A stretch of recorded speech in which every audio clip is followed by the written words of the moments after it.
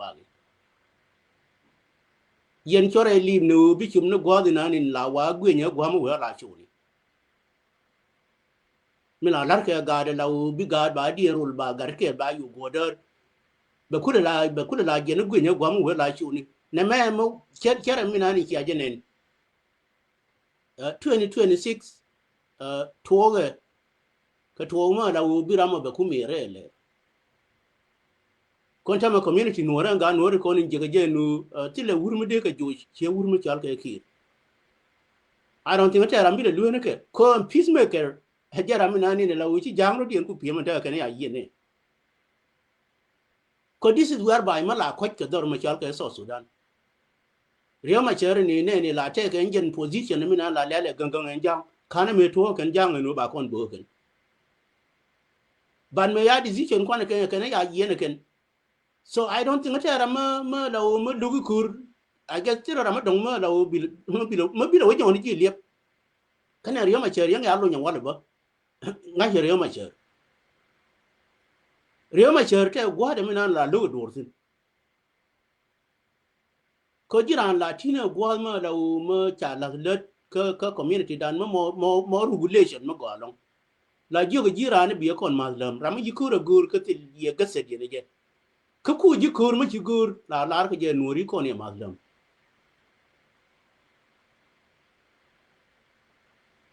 ano babu jone ye yen ga nuri tin kon tin ta ka suwa ne me shi o sen abdul bag ye ro de digliere la wo che ye chole ye ji yen dia la biya wo ka kire ye markir. This is whereby in your decision jana ngi wurma chal ke much many jin ba you have to take your own decision otherwise bina jo la bajam ko sen abdul bag ye jang ma pure ma la wo chi la muslim ne je first of all batira dama me yor ke jinu ani na ne ngen division ne la da ka ne kon bi jangaro moy ka kon bi jangaro moy ka kon chene me wurma chal ga ma dongni ki ro de moy ne reidan adun ki lo chi jene ne yo nyur ka Nairobi ne moy ro reidan ni ka cara moy ba an nas garin yal ka Dixon galwani ke ga nan ni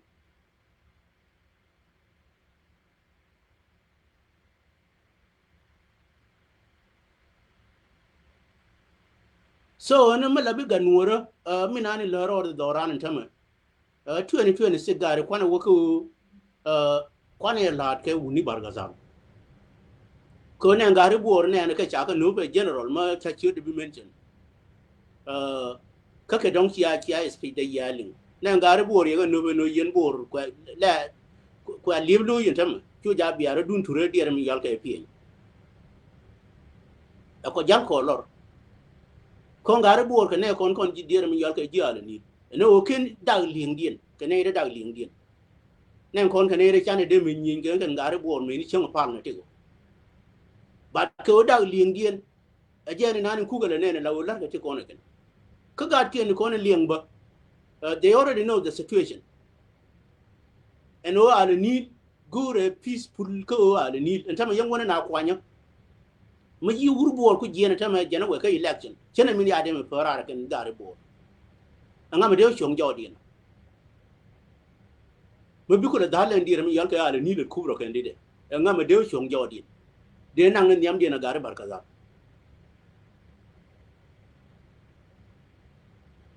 angara ngan ko re kam je ne cha kam je na gai tuni ne ke je ka gari ala ni ne we won ka barkaza ani yen gari bor no binani ya num ni ye bela na tum no re biara dun mutun sole la yen no binani ya num ni ye eno yen kon la ko le jalla lor gada tele chab dun mo gor ko ma we thera ma be ke bende ye kwa le gorande ano ka yen red belly te ko ne lianga min ramos nan that's a ramos you guys go to be ara dun declare ngo abane ndor inshallah al need point de bane le wo wi ko am kon ji al need ke ji apana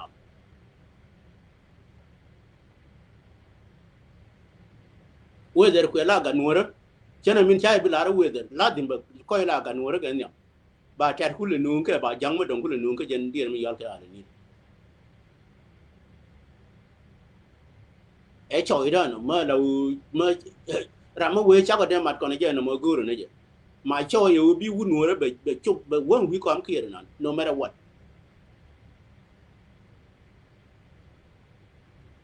mi ni yen tet be ya nu en ka nu re mi nan yi roi guru nan tet na ku yen di al mi ye nu yen ji ala ni yen di al ji ne ye yen ma ya ter ku la bor ko ya ja pal ko ke uni bar ga zal ke da kir nan de nyo gari ga nu re ngara de kon de nyo lwari te ma la chal ga lwari nu re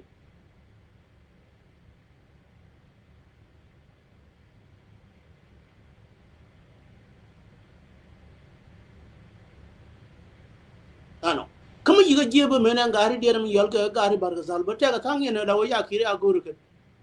ba lo ko ba da mai ba yor ke ko ko ya de gui ka ru nan di ti nu ro de na ko ro de ke ku dun yen jang ka ru nan di ga nu ro di ku dun kieno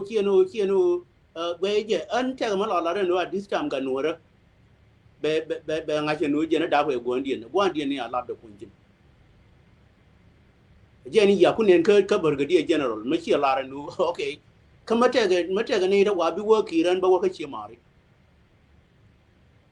ana ba bi jona kon yen ga nu ro ti kon ne me bi wa da na kon nu che bi wo ga di che de randan mo mo lof li mara ma la no piece long ma chal ka riyo ma che ja te nem go le min tesi ba lu ne ken ne ngar di al kon te ram ket ma to re ma de ku la we bi do re dien ba te ga ma ye dur ken di al ba ka lu ne gen di al bi aka ne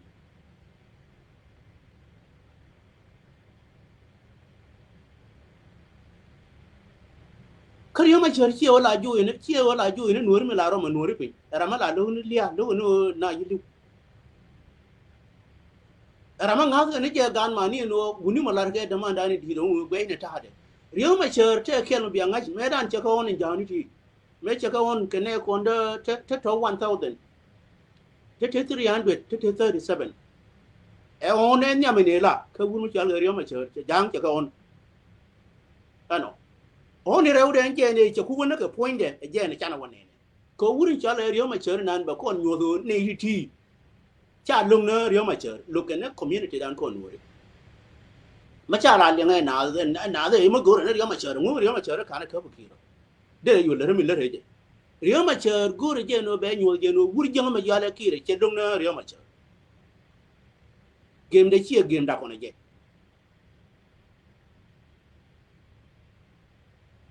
ano riyo ma char ya nyu ko ni no okay ka okay yan ta ma ki mi ne lawo and then jang ko la na ti nu ko de ro ku ti nu ko nu ro bo ta ma je mu ma do ne riyo ma char ki ana na mo bi ku yi study la jin ku we ye cha che chu lo ga nu ra cha nga ye ga nu ra ne ye no eno wuri jang ma chal ke ki lo ne ne chal do ma chal ke nu ra che period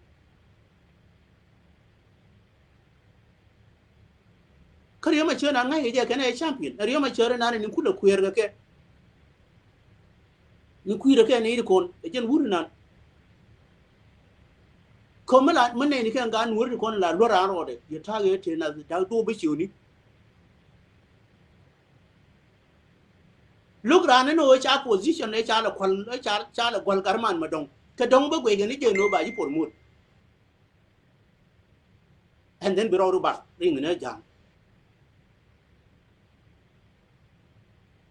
an we je non cha ku gwal en wuri ma chal ke riyo ma char ke ne pot kan chul mi chi chu de ye lot ke do lam ke wuri ma chal gar we lam poi wuni ti to pan wuni ke nuori ta lawo chiran che community dan che de me ga kana ga da mani ti ko ni tin lawo te ke len tam and then bigan mani te ko ne ngai ke riyo ma char ke ne pot kan ke do lam ke ngas ke me na ga ti kon ani chia action dien ya nen mi ko nang ke jin ngas gar mor che na pege le ni lar nanin ma te ni ke niam ko ji chi lar chi be tol ko te ne niam ko la ngai di mo la de da woni ji niam ngi je di ko nuori la lar ga jen nyama kana ko lim biro la tur pin nerun biro tur pin ci ngi no nyama mi kana ko lim a jen in sometime yang je legin ga dong te jilan mo la wo ci ngi no yi pen do kwan ko won nyam ti la lim ya kwan ti ben ba gola ne dial ba gola ne ji ni bi o kwan chabi ne ne dial e won nyam kana ko lim chu ja bi dung we a biro la to le tin ko zini je le je di muy ro lo ke 2026 me ma lu dur ka le toy du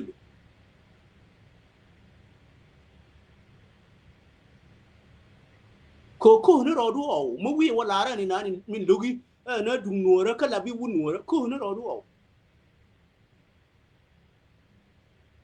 chiri ya ket mi nan ya le ket ke nan ke yal ge di mi nan la wo ma te wi ku ro la no no bi ku chen lo no yi na ben bi wa ge we ani jin chu ja ko ro du o at this time ma lu gi ne la ke nuori me toy ni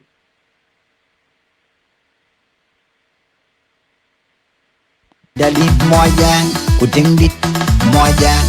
aparag moy kwa parag nya okuti kumel moyan acha gomyet rana jali moy keden chetak ujeli koiting kudele go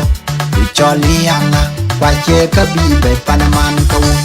yemal junub Sudan kuoga mid junub Sudan be nyalin madonna choku jam kachidye nangwi meyangwi diao achinerani be Achieng modol na choku diao achidye nangwi meyangwi diao achinrani be madol panda ichiria kapet ne chol bendi kuchwa ne choran pelmen kweran ne kan kweran nong po fa ja di bai jala dor chemenyal kudam ku yinyan di randa kajal jal be chwera jagi kujelwel kediena chi bai gam kedien chaga tinga chi bai gam ache benrio yali ache benrio ache gubrio yali ache gubrio ma la bi ga nuora ngara mo la jo ko de jo ne chabi do la je na ne ni ga nuora ti kon ke ne give up na ka day one ke chi ga de me do na ka day one ano me ni jin do ma chi do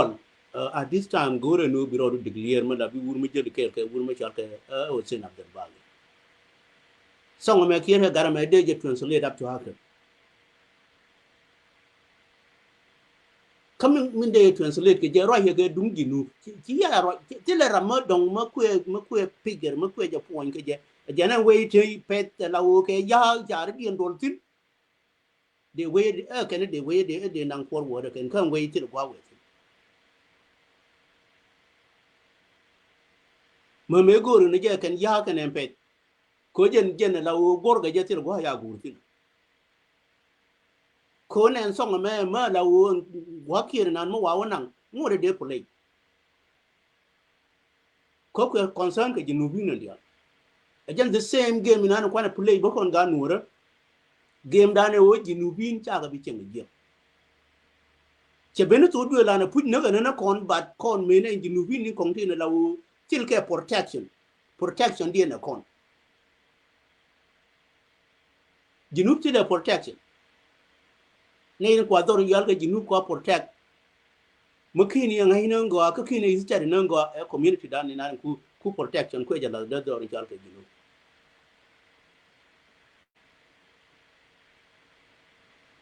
bien kuma kiere mo kuma kiere gure ne di kon ndi kon kula banna aje ne di ali do dor yal ga jinu ne ni ta di do medan Johnson lu ndo ne munda kon ta mi change je do kene mun ta kene nyok mun ta da wa da kai nyok wur mi yal Johnson lu aje ne ko la general ani na mi ni yen ta gar ne mun nan mi la wa ko tin ne o je ne yi dan ngai je mun ta de ne nan du no jen la o che la mun ta de den ta state da la raide che la asima dier mi yal ka part of dir mi yalke state ke dir mi yalke le nile kubro kama yiga tien ta te ko ne la wete mun na ma na jang ke ne dem me cha ka mar ke dir mi yalke abu chuk ken Malaysia ni ken dial ke Malaysia ni abu chuk ke Malaysia andi dir mi yalke Johnson wulu nya Malaysia me ya ka matini ni chete mun tan me gore ken mon ni dial li kon eno birane be nyur gole bi lar kon ke bi lar kom ma chana we nyur tin kon wori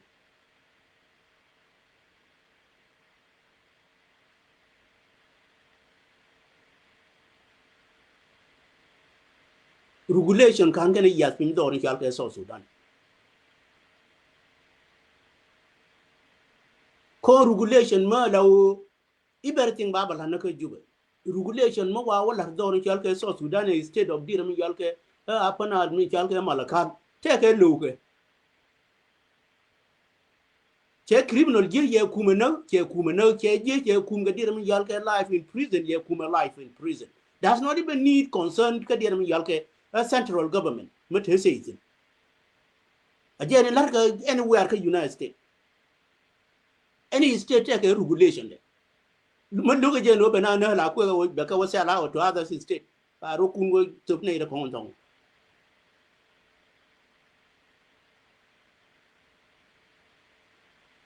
ka te state din ku min ku ne jika wajin biliu ka sejin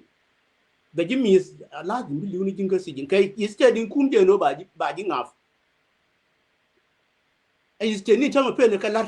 kwar ga dia la lan kwar state dia no de ran la ne state da kan dia ba dol ka ju ke king ke queen din ma la cho la ke ko ni na ne queen is not even a king and here point the queen is not even a king queen self pakir be chol na ke state no de la ne state de la busy ke ni state era ma la chol be le chol bang der kul de bala din way me yano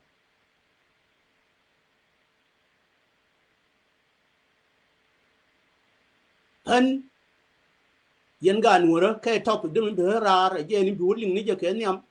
ma te ga ma la maratin anyway la take encouragement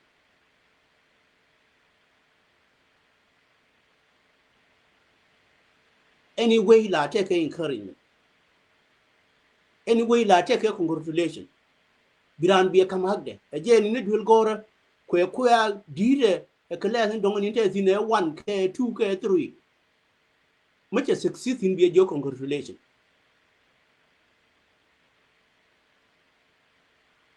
achievement ya ko enemy ya achievement ya ko enemy nani ya la gad kon te ko ne la te ka fo mi ya la ken jone ne ke han ba bi jone ya congratulation jin mati li up ke ba up mo ba la wa nen ke ma nei te la u du di na la wo ba la wa nyon nin ke kama cha ra dien mat ka community da na pu chen min cha che declare ngat na ne no ne ka dial ka che la ra te ka tos ma tor ma yi do na an tos ma jaro ra ngat declare ba ne tuk da ti which is a clarification no go jen jele ke ne ke ta 1000 to 200 to 21 ka gan mani ti ko ni shari dien mar gan ti ko ni yari dien mar gan man ti ngong te ayu e hadde de mi be jarara no che lara to ti ena mo to do ari chal ke to do ari yal ke jongle no pala to din kong na to do ari yal le jongle ko ari ni no 1000 mi 200 mi 21 rar ka che lar ba ti ko ni yidol che lara ke leb de no okay ban moy na ke tam ko ga nuore regulation te de che jala ko ba le bad mu bi jo ba le de la jin that's where ba che roi ke jen pare de minan ke tamam die ni nan che lara te ke rof ma ton ma yidol no ma ke ro ne declare ka bana to de ti no ba to de ti ma na ba na jo ne ko na ba wo ke o sin abdul ba gi ba la ne ki ka distur ga nuore ba ko da violation ka community dan ba ka jiyo ku mai di ti ku mo se limu cha kam ye kir me dan ria di ne mo ku le wote jet ko ga Nuer te ka freedom ko ba ji chen biuro ma ke run ba ja ga biwo ko yi kare no biuro ma ke run de mere ro jinu chaji ja ko pri kani yumle de kan go Nuer ti le humiliation na la le re je na ka ro de che le ne re ko min gori yen ga Nuer ti tia gu ti no bi le na kontin e no ma la na ka ro dan ka jana le ne ko bi le na kontin mana ma kwana ne ko ma kwana ja ko pri me ni kon ba na la pri human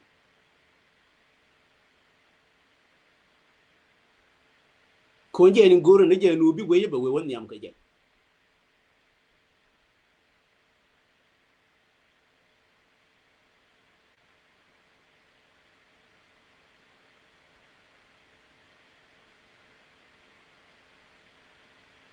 ano an min kwa ma yandi kwa po nya on minan an kore na ni te ko mi te ko ma yandi de la ma la ne run la no na che ko ma di de long le re po de long do ni jal ga ma yandi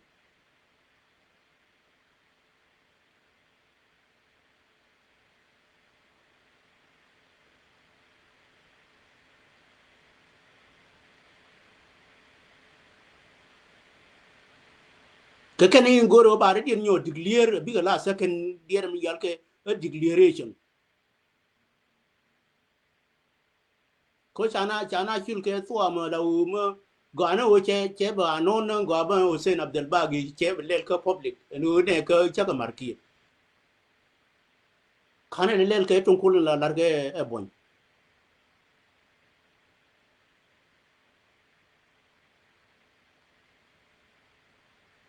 ko bon me jo be tun kul no ma le pin ni je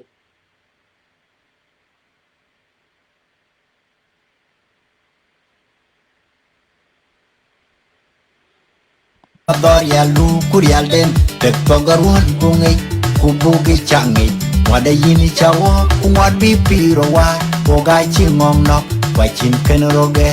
magdol te yini chawo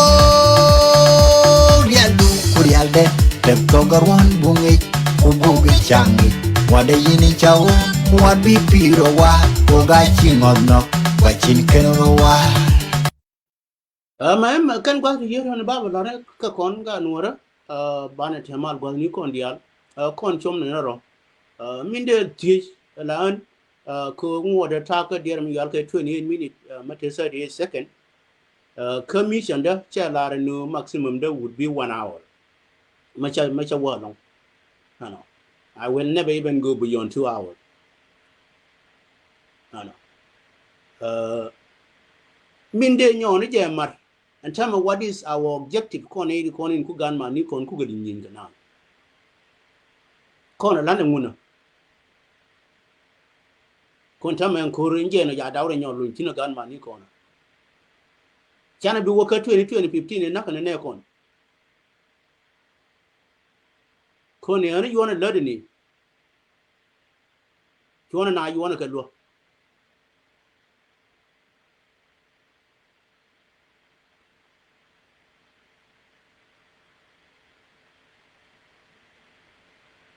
so min lu no min de request ka kon gorne o bane lo ga bane nyo lu ise gorne je no bi monti to man Nuer ba ya ni kon ba ka tere ka ken ba te ma cham ka ya ni kon lo che o bane lo ne general ta ba ku lan ne du ne ka kor cha du dien cha lo ke no general ni nani ni da gur ni je nu ma lo nga governorship du lo ne governorship tera ma yi te ko ka de do wona nge che le galam ge te ga galam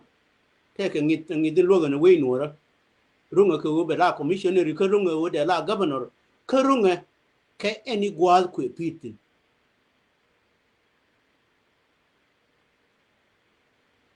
but ka kon kamani kon ni law kon bana ti tanaga ka chola tini tanaga jiboni jene me jane nganye ni nkore da ni yito tanaga jiboni kon ya nang te na gwa ya nang dol wal tini ri kon charan ke dong cha moy ka bor era ma yeno gura ma chame ka chane nga heno we win mo na always mati dwel wal randu ni la jien bi nu kon dwel wal ntama ni ti chi ga jien na kon ti lo wo cha ran nga kane kon ken dial kane kon to ne kon to la wo beti wo randa ko ni lere na we ka lere ni ji ka chella na mana kama bi ku ino mana kana gwana ka daman an kai ni ba gu dwel wal kai dun kwan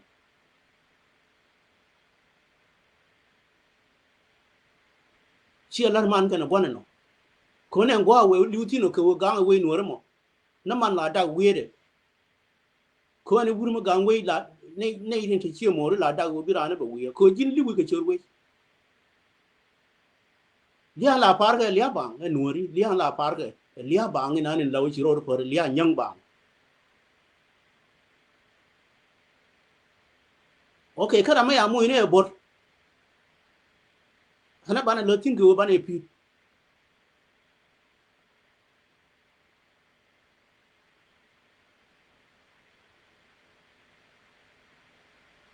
ko ngi ko na ngwa no man nuora la tar ka ni tam la o tar ga yani ka de ga tar ka bang ken ko ka gan ma ni kien ko ngwa bana da no employ tin e after chane lunga dunki re me pen na employment ko ba na employ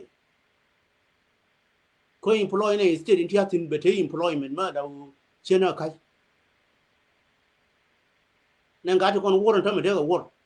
mo lat ga ni je government pu jin kwa cho le government ni kwa nga chen ki ni je ni no government chang ram ma kwa ne di ri gal ke de ina ni lat ga wi chere te ke mo ye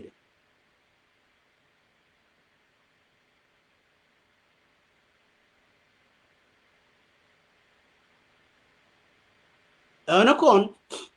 la ne buma this time kai special lat mo la buma mo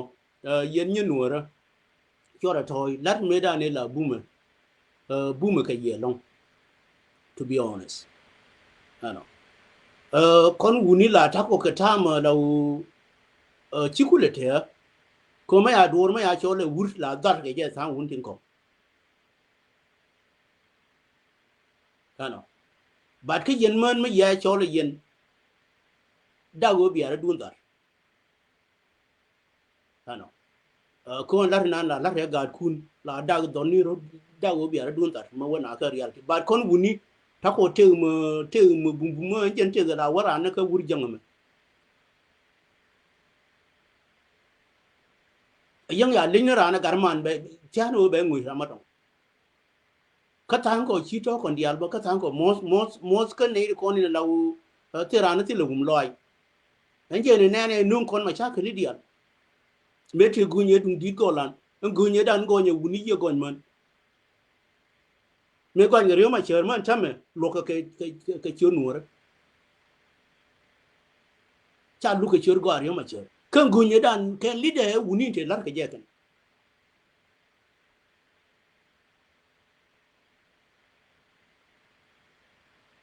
mình nhớ giờ bạn nuôi thang có cái điều wu đó cái điều loại còn khi yang bị chui nhiều mà mới vừa đó là gì mình đi được bạn mất theo mất đi là nó nuôi đi anh em nói chia đó là gөр cơ lan này nó nuôi đi cơ bạn mấy anh quên nó cái điều mình giờ cái chơi nó là chơi cái wu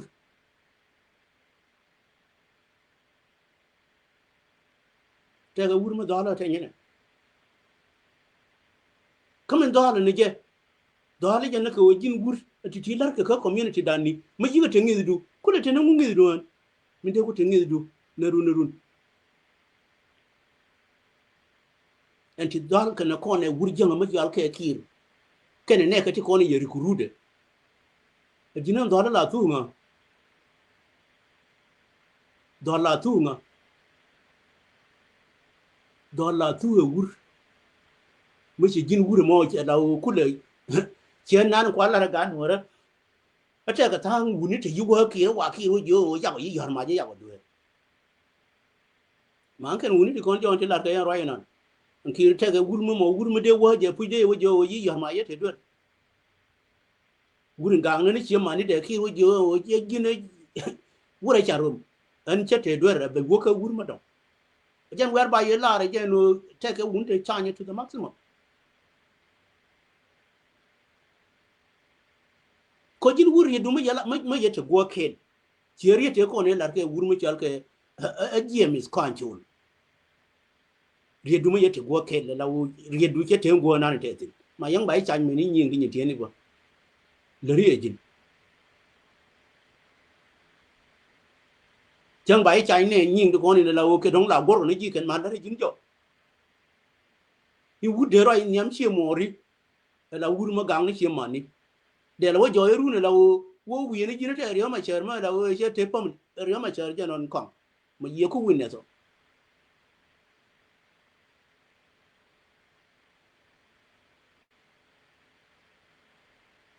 me yiro da marji min te wi na ni min te wi na ko ne ngi na ni ye wonyo bier dar ne la te ga do an la do de ngi na mi yal ga par ko lien je ni la gwi ni ga ye dir mi yal ga mu pot ka ta gwi je gwi ga ye ka ti jina ta ne rai ne me ko rai nga di le me la cha da man ke non me ya ti jina resident du te we resident da blue house korea ke bo me ne ya na blue house ya ga jo man blue house ya na tin ma is my resident jen gwan chiang ne je ye wi de ne mer ba ya jo yo gor ko ne gwa chiang ne je na chi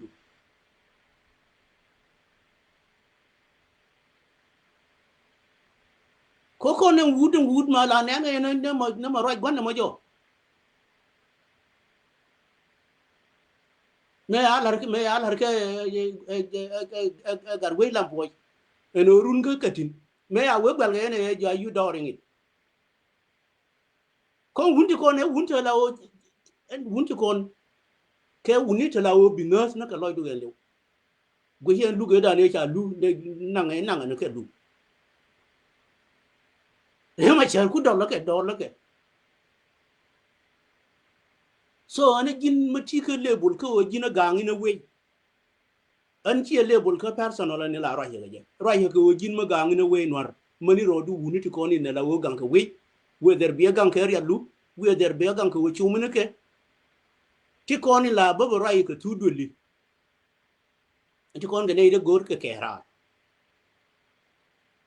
ka tam la ndu ne kon gor ke nu bigalin ko any door take a pot mata bel ka pat kata bel ta ga mashal ka wal mala wo chieng ne rai bel what do you think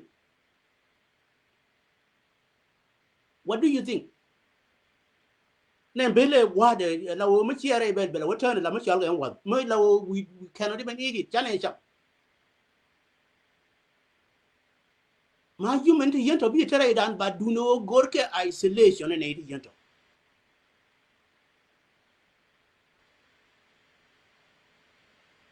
moving on bi lazne widu nga nuor ko nin tin lawo te ka poro la nyi tam gar hin del kiel tin kwa gad kon kwa ka ja ko bi ka chong nyam dien la gun te bom ka gad ba ci lo dien jet me gar man dien del jen je chong nyam dien ene di kon min bi pie ni jen ni du su ja bi la no je mati ga degree run I'm pro ta ga degree I can take whatever I want to take no ne regulation ma der ka en kinya ne dir mi yal ke paper di la kwa pie li ko ne yal ke employ being a employment la te ke war gang bi tyang ma tai wo ne ti kon de yi ti ba jin ti nyi na we ni jin yi nyi na kan khur jani ne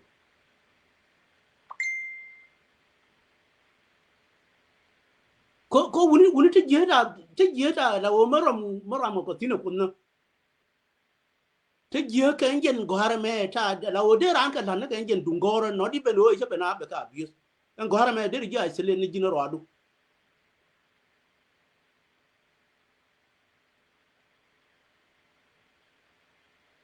kon gwa de je lan tina gwa mi nga je no entity bi ka lar ci ga bi lar la wo ke dong run ba la wo ko ne tu bi ka lar ke na ken war ga andi ko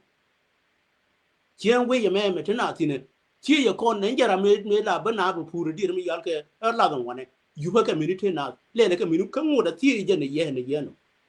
min de wuri jang ma la yi ko na min de pe no bane ti ka application ke state ngo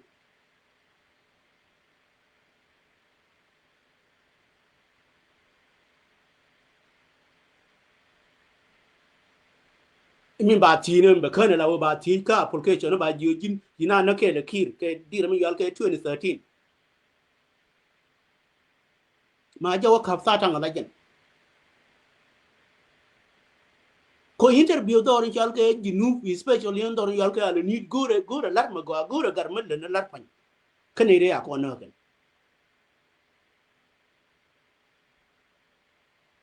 chona ya nang che easy task na na bolo ga kon ye che dir yal ke kwete kon in ma ya wang ma ya tang ngui je jen simple case ni nan ma ku je gui ma la bi wure simple case ni nan ani nan gore la mi nan gar ma gore la ka gwaru bi use ke community dan chi bi use ti la gwa dong bi use ge jetin kan ngi je no ne lai sa ne wa de ma yi la de ma yi ku na gwaru mi gore ji na ka dir mi yal ke a ji te du kan li de ye la tin wai ga jala wai ga je ga nuni nani ngi ga nun mi ji ma ji ma ye la wai ya ba yora do ma la bi doctor la ti pe ba ya ka je ba lo re hen dir mi yal ke phd kan re jin la re na po ndu ka lo ga je re government in kuma mi ngi la en o jina ma de ni ji a ci le ta go ba lo na re mới là coi bờ là mới là coi cái nào này là khu gà đó khu cái là khu cái trend mới khu thời gian mới khu cái là bơ là quý tiền nó cái luộc nó cái chân luộc coi ni chọn lấy luộc cái chân thịt nào chỉ luộc thì là cái đâu còn nghĩ là ran bên đó là mới chỉ gọi là người mới chỉ abuse là mới yên ở rung cái luộc thì là quá mất đồng ở rung rồi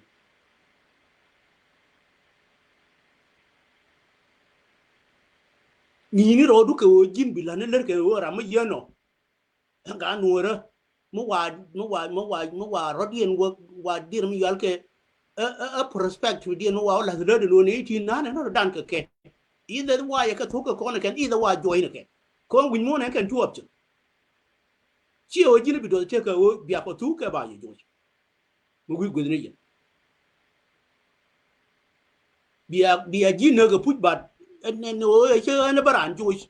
la ye de pinye te chen ni ya pinye ngani ti kon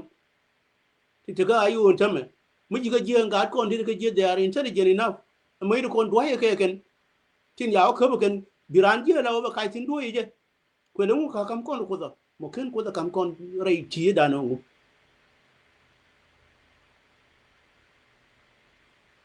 ana che chup jen na a wor mi nanin la mi ya la nu I will ba eliminate ba la gode ka way nanin ba le ne gode this year 2026 I don't think I could go beyond ramakin ngal manaro da I would decline it I know we won't always go again no be rana better principle ama mde joni ya thank you jeni ko ni yaben tira no go no la re da ne ya la re ma chor je kon la ma go che nyu win mo ne no ko nuori la wa ko lu no ma la ma cha ku ne ne pu ji nu we na ko ba na abuse 1000 ma te 300 ma te 37 cha ne on na dur chứ của ran bây giờ với dân người quan cái mới politics dia lên này riêng cái nào thì nuôi chứ anh khứa là thu con này anh được qua work còn gạt cho con nào work cho nên mấy gia đình cái phốt ra mấy coi lên này giúp cái dân cái này liên ngay rồi quân lên đây để cho phốt vừa mới quay mới nặng cái gì chứ nặngเขาprotect cái chi mà này thì cho cái nuôi về cái peace agreement cha banang ni amda ne urjang gad kon dial tille ramat ajen bi ko kulu nungu be wona jek kama dan ka ke ni nan wena jek be wona jek gan wor kon in chara dien gang dor ko ken liep no peace and peace mo yan chena minute ma te peace chora di wono te ma chwa ga peace anymore is a deal done kama dan ke wuri jeng ma yale kir min de matin ngora kana wo che close to my 1 hour ti kon in waje jien de mi yal ka ale nil ti kon waje che cha de mi yal ke barak cha bande na ken anti kon ma ni ta lo cha guru ken no bi ken rum ken wori anymore first of all kanai ta lo liep na ru ma ya ka nyo mo kon de tong mai de nyo ri kon ken kanai ta ti tar ka no kon dien kana ya bin yin ko te le mo ma kam ko ki mana antam en dir mi yal ke betrol mo ba nyo to mo ben ma ya sar bu ke kiren tam de re dien nyo we to de kon